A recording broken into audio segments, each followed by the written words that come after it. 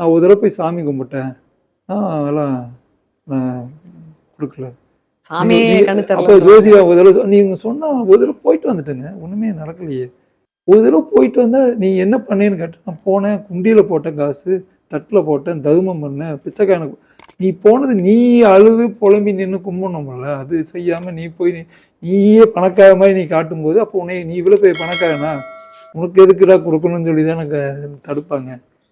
கோயிலில் நீ பெரிய பணக்காரனா இருந்தால் கூட ஒரு சாதாரண ட்ரெஸ் போட்டு போகணும், சாதாரண செப்பலில் இருக்கணும், சாதாரண ஹோட்டலில் தான் தங்கணும்.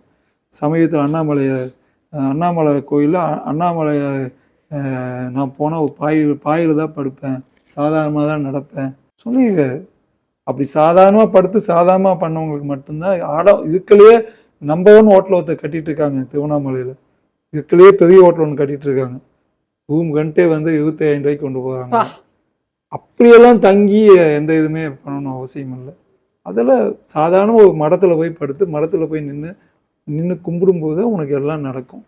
அதனால் இது மொத்தத்தில் ரிசர்வவாசிக்காரங்களுக்கு படிப்பும் அதே மாதிரி கல்வி உங்களுக்கு எல்லாம் சாதகமாக இருக்கும்.